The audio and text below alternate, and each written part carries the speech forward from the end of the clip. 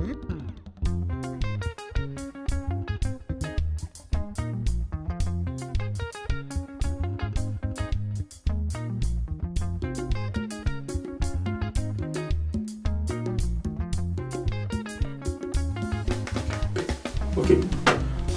Bien. Bonjour toutes et à tous. Vous êtes bien sur MC.News TV. Merci de continuer à me suivre. Merci d'être abonné sur ma chaîne MC.News TV, YouTube et Facebook.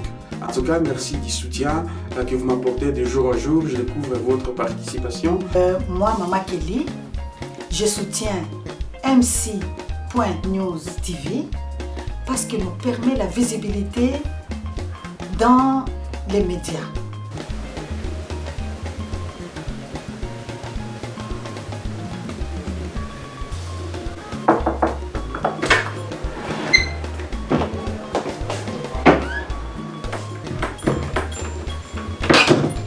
Bonjour.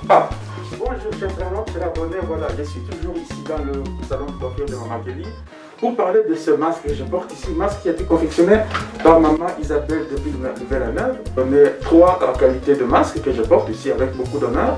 Chers internautes, chers abonnés, n'hésitez pas en tout cas à utiliser ce genre de produit quand vous rentrez dans des institutions pour que cela puisse vous épargner de cette pandémie. Cette pandémie. N'hésitez pas, faites-le spontanément, ça fait sauver des vies. Et puis, rassurez-vous qu'autour de vous, il n'y a pas plus d'attroupements pour épargner votre vie. En tout cas, n'hésitez pas, en tout cas, chers internautes, de faire les gestes barrières qui sauvent des vies. Merci à tous les membres du groupe dans lequel j'envoie mes capsules et n'hésitez pas à soutenir toutes les personnes qui sont dans le besoin. MC.News TV, je suis chez Maman Kelly. Suivez ceci. Merci beaucoup donc à vous toutes et à vous tous qui étaient abonnés sur cette chaîne, que vous avez choisi de vous communiquer, de vous informer autrement, vous montrer autre chose par rapport à ce qui se passe dans le reste du monde. Bien entendu, je n'ai pas la suite de tout ce qui se passe au monde, mais en tout cas, celles des images que j'aperçois de vous et que je reçois d'autres groupes. Aujourd'hui, je voudrais vous ramener ce que vous n'avez pas suivi dans le média. Quand aux États-Unis, une femme d'origine africaine est sortie de son silence et a expliqué pourquoi elle aurait souhaité que Donald Trump puisse rester au pouvoir. Elle explique sa manière de voir à un des correspondances, à une personne qu'elle a trouvée sur la rue. Elle explique clairement son intention, son avis, son souhait qu'elle aurait aimé voir Donald Trump rester sous le gouvernail des États-Unis. Mais bon, malheureusement, ici, on sait que ce président n'a pas été élu suite à beaucoup de choses et ensuite, comme il clame lui-même, Donald Trump pense qu'il y a eu tricherie, il pense qu'il y a eu magouille dans les urnes américaines, quand diront-on les Africains. Mais bon, je vous propose, chers internautes, de suivre cette partie de cette dame. Si j'étais dans la même position que vous, je ne suis pas fâché contre vous. Je ne fais pas d'infos louches parce que c'est... Oh, les fake news. Voilà le truc. Je sais que les gens n'aiment pas Trump, je comprends ça, mais laissez-moi vous dire quelque chose. Si je devais choisir entre lui et Joe Biden, je ne voterais pas Joe Biden. Vous voulez voir un tas de noirs aller en prison dans les 4 prochaines années? Alors mettez Joe Biden. Et regardez ce qui se passe. Vous voulez voir des hommes noirs se faire tuer en grand nombre, comme vous ne l'aviez jamais vu auparavant? Mettez Joe Biden et regardez ce qui se passe. Il est démocrate, et je suis désolé de dire ça, je ne cherche pas à être raciste, mais il déteste les noirs. Ce sont ces mêmes gens qui ont combattu pour que l'esclavage continue. Ce sont ces mêmes gens qui ont bâti le KKK. Ce sont ces mêmes gens qui nous détestent depuis le début. Le Parti républicain est le parti des Noirs. Le Parti républicain est le seul parti qui ont réellement aidé et financé les Noirs. Mais toute cette histoire a été jetée à la poubelle. Les gens disent « Oh, il y a eu ce grand changement », mais il n'y a pas eu de changement. L'union. Parce que nous avions de la croissance et une zone industrialisée, donc nous pouvions avoir des trains et du ravitaillement pour nos soldats. Alors que les États confédérés étaient encore à cheval, ils ne pouvaient pas avoir de ravitaillement si rapidement, n'est-ce pas? Donc ce qui s'est passé une fois que l'esclavage a été aboli, les gens du Sud, qui ne faisaient plus d'argent grâce aux esclaves, ont dû aller au Nord pour travailler dans l'industrie et produire. Et donc les gens du Nord, qui s'étaient déjà établis eux-mêmes dans l'industrie, ont bougé vers le Sud. Et c'est là qu'il y a eu un transfert. Des gens venaient du Sud vers le Nord et des gens venaient du Nord vers le Sud. Il n'y a jamais eu de grand changement. Donc ces mêmes démocrates qui détestaient les Noirs depuis le début sont les mêmes qui nous détestent maintenant. Et ils utilisent notre cause. Comment ça se fait que Black Lives Matter s'est transformé en un truc LGBT alors que les Noirs ne soutiennent vraiment pas ça? Nous sommes des conservateurs, on n'a rien à voir avec ça. Mais pas seulement, on ne supporte pas ces conneries. Je supporte pas ces conneries. C'est la culture noire, on n'a rien à voir avec ça. Mais pas seulement, on n'a rien à voir avec le féminisme. Les femmes noires aiment leur mari et respectent leur mari. C'est ce que nous sommes. Nous ne sommes pas « Oh, je fais ce que je veux ». Nous ne faisons pas ça. Ce n'est pas notre communauté. Et vous comprenez, je sais que vous comprenez ce que je dis. On ne fait pas ça. Mais pourtant, ces gens ont piraté notre mouvement. Le Parti démocrate essaie de pirater notre truc. Vous avez suivi vous-même la manière dont cette vidéo n'a pas été traitée, n'a pas été montée. Je l'ai reçue comme ça et j'ai trouvé ça intéressant de vous la mettre tel que je l'ai reçue. Voilà. Vous avez plus ou moins comment est-ce que certains des Africains pensent du président Donald Trump, même s'il a été un peu farfouilleux. Cette dame-là considère que c'était un président idéal parce que pendant son 4 ans de mandat, il a dirigé que les États-Unis et pas le reste du monde. Il s'est concentré sur les États-Unis et ça se justifie aussi du fait que il est resté président des États-Unis et non un président voyageur. Il est resté aux États-Unis et il s'est concentré sur les États-Unis tout simplement. Au Katanga, les jeunes sont arrachés à leur famille pour en faire des militaires. Vous suivrez dans cette capsule que je vous propose la chanson dans laquelle les jeunes chantent et appellent aux Nations Unies de venir juger parce que c'est le moment de séparer les Katanga et Mambo Inakuwa Ingine. Suivez cette capsule.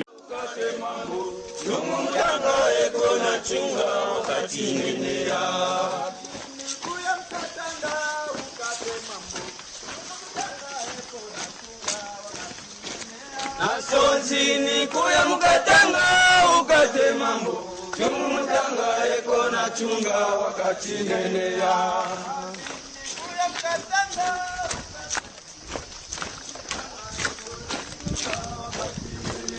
Nasonzini kuya mukatanga ukate mambo chumutanga eko na chunga wakati nene ya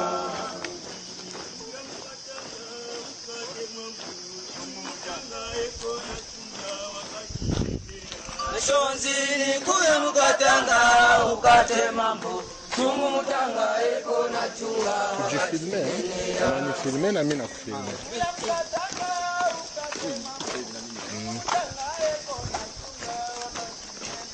Nashonzini kuya mukatanga ukate mambo chungu mutanga eko na chunga wakati nene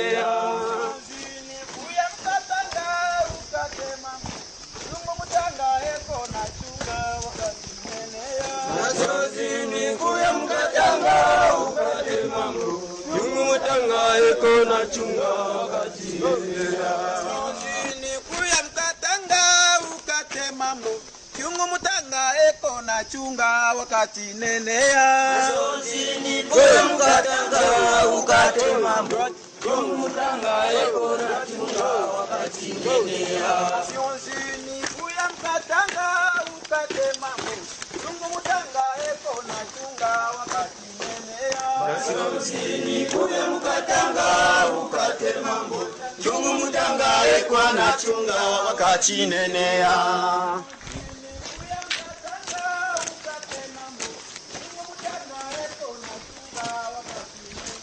Nasonzini kuya mukatanga ukate mambo chungu mutanga eko na chunga wakati neneya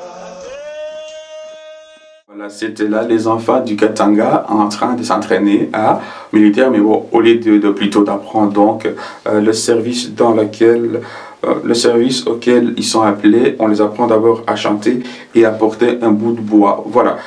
Pichi Banda pose sa réflexion, donne son analyse sur différentes activités marquantes du Congo et la dernière tentative de certains Congolais qui voudraient voir le Congo amorcelé, balkanisé. Et Pichi Banda pose sa réflexion sur tous ces événements qui ont gangréné le Congo ces derniers mois. Et il pose une très très belle réflexion sur le comportement de différents acteurs politiques ici, Moïse Nyarugabo, d'autres événements. Et il pose sa réflexion avec beaucoup d'humilité, avec beaucoup de patience, avec beaucoup de termes audibles à tout le monde et à toutes. Alors, je ne voudrais pas, moi ici, continuer, mais plutôt, je vous propose de suivre l'entièreté de cette intervention que j'ai couverte et que j'ai reçue de papa Chibanda. Je reviens à la vidéo de M. Nyarugabo. Si vous ne l'avez pas compris, M. Nyarugabo ne demande qu'une chose, la paix, le vivre ensemble. Si vous vous souvenez de la vidéo de M. Gaston Ngangounzi, lui aussi, qu'est-ce qu'il veut? Il dit, nous sommes originaires du Congo, nous avons le droit de vivre là. Je suis chez moi au Congo. Logique. Maintenant, les autres Congolais, mais qu'est-ce qu'ils veulent eux aussi? Ils veulent vivre en paix avec tout le monde. Je ne connais pas un seul peuple qui rêve de la guerre. Les images que nous avons vues, les femmes violées, les enfants décapités, c'est des images qui, lorsqu'elles arrivent ici en Occident, on n'a même pas envie de les regarder parce que les autres vont dire « Oh, vous en êtes encore là ». Ça fait honte de les regarder. Donc, tous nous voulons vivre en paix. Les guerres entre nous ont fait assez de morts. Maintenant, il faut changer et marcher dans la paix. Trouver des solutions à travers nos discussions avec intention de protéger l'être humain. Au-delà de nos différences, nous sommes des frères de sang. Au-delà de nos différences, nous sommes des êtres humains. Venez tous les Rwandais, venez tous les Congolais, pays de l'Afrique, pays de l'Amérique, l'Europe et l'Asie. Venez tous nous joindre, mettons-nous ensemble pour chanter la paix. Posons-nous maintenant la question. Si les intentions des uns et des autres est de vivre en paix, mais l'obstacle c'est quoi? L'incompréhension? Dictée par quoi? C'est ce que nous devons avoir le courage de regarder en face. Et quand nous regardons en face, Monsieur Nyarugabo, tout comme les autres dont vous avez vu la vidéo qui chantent, pensent qu'ils sont stigmatisés. Et ma vidéo de la fois passée, c'était pour dire, Monsieur Nyarugabo, mettons quand même un peu un bémol.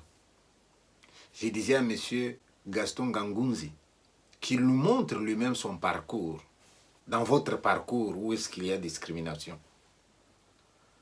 Nous avons appris que dans un pays voisin, exemple le Rwanda, quand on était Tutsi, on ne pouvait pas se faire inscrire à la faculté de sciences politiques ou droit. C'était difficile, voire impossible. Mais au Congo, ça n'a jamais été un problème. Vous êtes Tutsi, vous voulez entrer en droit, allez-y. Vous en connaissez d'ailleurs. Vous êtes Hutu, vous voulez faire les sciences politiques, allez-y. Les gens étaient inscrits. Laissez-moi même vous dire que, à un certain moment de l'histoire du Congo, il y a eu des Congolais qui avaient plus difficile à se faire inscrire dans une faculté que les Tutsis. C'était à l'époque du système des quotas. On estimait que bon, il y en avait déjà beaucoup de telles ethnies, donc vous arrivez, on vous dit non, non, non, il n'y a pas de place pour vous. Nous, on en a été victimes. Nous devons regarder la vérité en face. Il y a des gens parmi vous qui pensent que ce qui s'est passé au Congo, au Rwanda, au Burundi, a comme source nos pays là-bas. Mais quand vous prenez un peu de distance, vous faites les reculs, vous allez voir que la cause d'une guerre n'est pas toujours là où la guerre éclate. Le projet de balkaniser le Congo a existé. Je vous en ai donné la preuve. Et alors là, dans ce projet-là, on a dû utiliser un certain nombre de pays qui nous ont fait la guerre. Et la colère des Congolais était que, pendant qu'on nous fait cette guerre-là, on voit des gens que nous croyons être nos frères, mais ils sont de l'autre côté de nos ennemis et ils nous attaquent. À ce moment-là, ils pensaient que le plan de la balkanisation allait réussir et qu'ils seraient tous des ministres ou des hauts placés. Mais maintenant, il faut revenir à l'évidence. Ce plan-là, s'il est fini, la balkanisation du Congo n'aura pas lieu. nous sommes vigilants aujourd'hui. Mais qu'est-ce qui a fait changer tout ça? Ce qui a fait changer tout ça, c'est que même les bailleurs, quand ils ont vu les images de ce qui se fait dans l'Est du Congo, quand on a vu comment la femme est chosifiée, quand on a entendu le témoignage de notre prix Nobel, eh bien, les gens ont fini quand même par dire attention, qu'est-ce que vous êtes en train de provoquer dans cette région de l'Afrique? Alors, puisque le plan échoue, ceux qui nous ont attaqués sont rentrés chez eux. Mais au moment où ils rentraient, d'après les témoignages que j'ai reçus, ils ont dit à certains Banyamulenge, je dis bien certains, rentrons ensemble. Et nous pouvons nous poser la question, pourquoi ils leur disent rentrons ensemble? Certains sont rentrés, d'autres ont dit non, nous sommes chez nous au Congo. Est-ce que vous ne pouvez pas avoir l'honnêteté de reconnaître que c'est là que le problème commence? Lorsque l'ennemi s'en va et que le collabo se retrouve maintenant en face de ceux qu'il a attaqués, est-ce que ce n'est pas de là que vient maintenant la stigmatisation? Mais tout ça, c'est de l'histoire. Pourquoi Moza, maman? toyaki na ambassade po toloba injustice na biso mulenge eza bitumba bato bakufa chaque jour bakufi babomi bango et pourtant eza communauté ya police nem te boma bato na ndako bitumba eza chaque jour et pourtant bango mbe bamemi bandako batumbi bato bakufi chaque jour bato bakufaka bayebisa biso pona nini bato bazokufa eza babembe te eza banyamulenge kaka chaque jour banyamulenge pourquoi bayebisa biso pona nini? Elle vient de déclarer qu'il y a beaucoup de maisons, plus de 160 villages qui sont brûlés, plus de 350 000 vaches ont été pillées, plus de 100 morts de personnes, y compris les pères, les mères et les petits-enfants. Mais jusqu'à maintenant, il n'y a pas une intervention. Tout cela s'est fait à l'aide de l'État.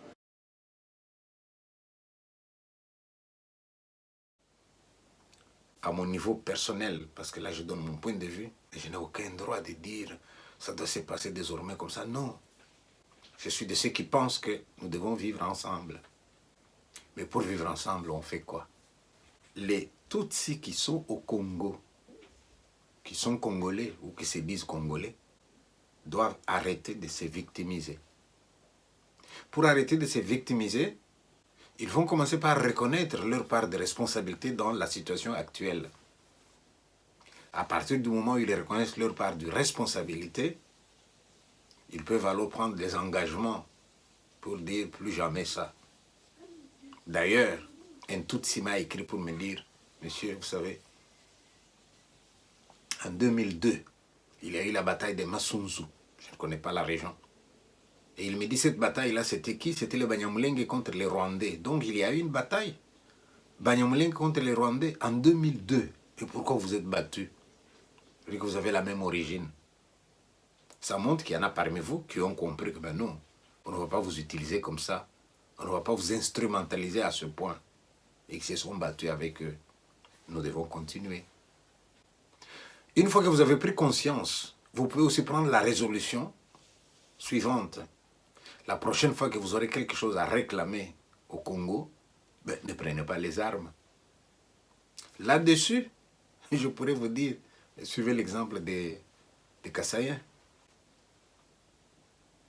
Je l'ai dit parce que des gens m'ont dit, mais toi qui es Kassaïen, qui as subi aussi des choses, pourquoi ne peux-tu pas le comprendre? Mais nous, on n'a jamais utilisé les armes. Et vous pensez que c'est parce qu'on n'a pas de raison de le faire?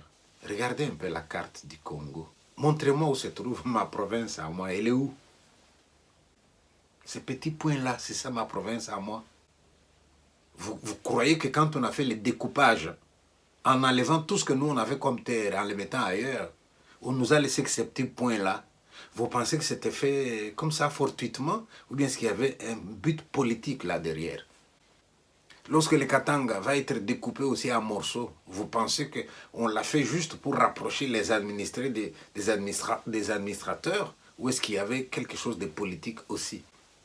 Alors si aujourd'hui, M. Nyarugabo est député, si aujourd'hui, vous avez des Banyamulenge ou des Tutsis qui sont dans le gouvernement, ben, suggérez, donnez des idées, construisons bien ce pays-là.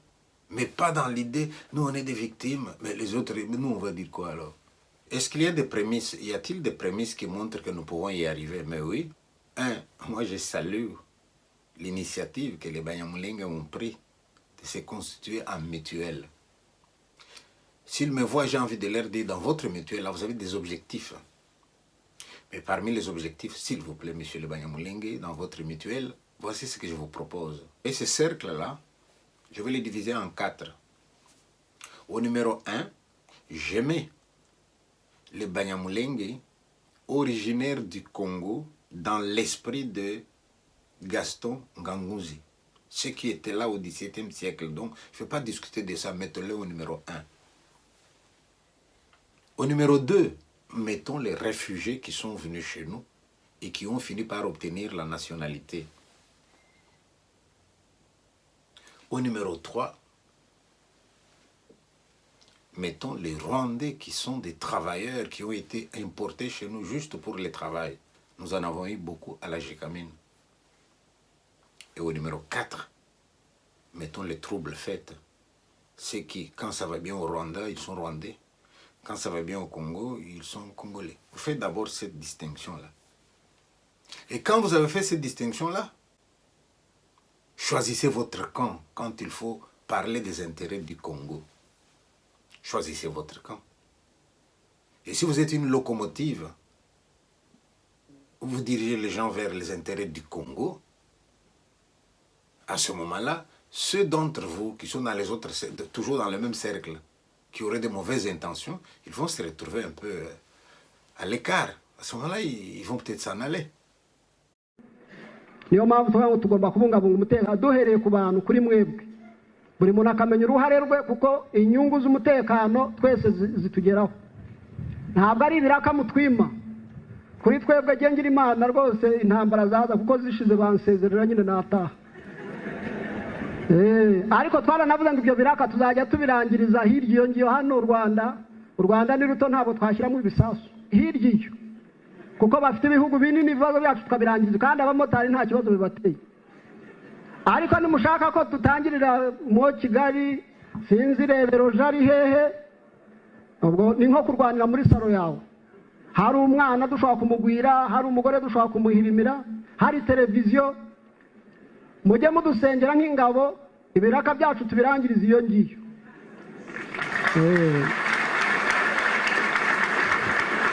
kandi mubisenge nimubisenge nabi hari igihe njya mbona aho twagiye basenga mana yacu rwose udutsindira intambara ku mutima nkavuga imana yanjye iri sengesho nturyumve kuko jyawe intambara ndazikeneye ariko hirya iyo ngiyo none se mudacumura w'imyaka 70 aracyarwana jyewe wa 50 nataha oya nkeneye ko duhurira iyo ngiyo ibibazo byacu tukabirangiriza iyo ngiyo. Et là, pour que vous puissiez comprendre, reprenez un peu cette vidéo de M. Nganguzi sur ce point-là. Il y a une deuxième vague.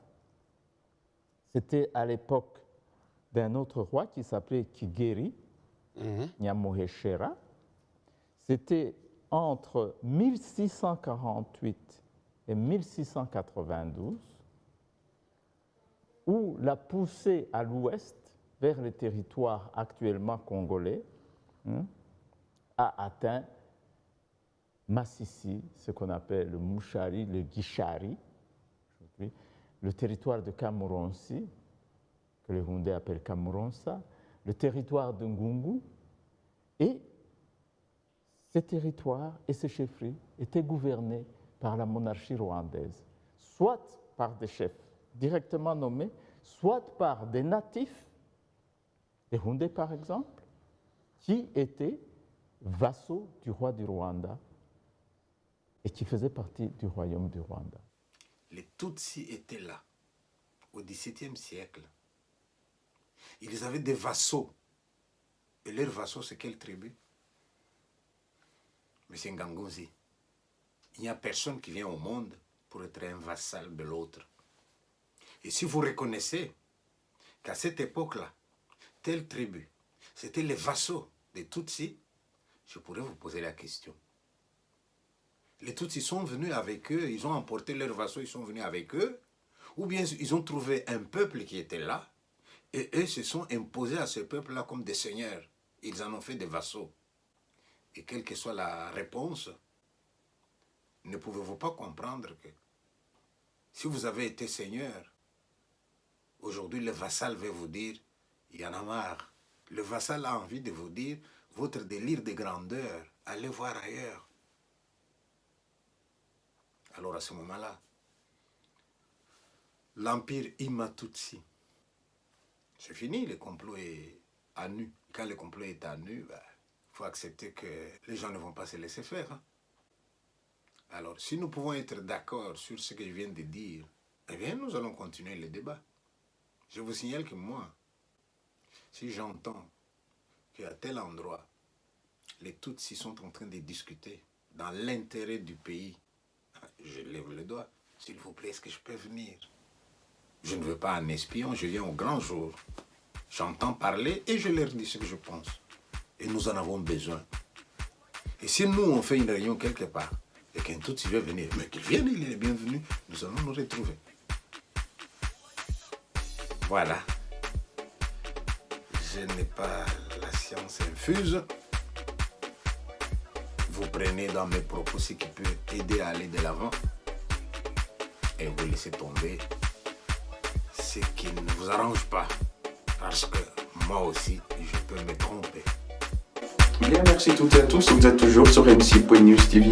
Merci, vous êtes nombreuses à me suivre et à partager et à t'abonner sur ma chaîne YouTube et Facebook. Merci beaucoup donc à tonton Guillaume depuis Mons qui m'a donné son avis et qui sera considéré les jours à venir. Merci à tous les autres qui sont en tout cas actifs à ma chaîne MC.News TV et qui continuent à partager de là où ils sont. Merci à vous toutes et à vous tous d'avoir suivi cette capsule. Merci donc à tonton Boramatari depuis l'Australie. Merci à Thierry Gustave depuis les États-Unis. Merci à James Mukeshewa. Merci à tonton Bissi moi depuis le Canada. Merci à tous les auditeurs de MC.News TV qui continuent à partager. Merci à Christian depuis l'Italie. Merci aux amis de FC Bombay.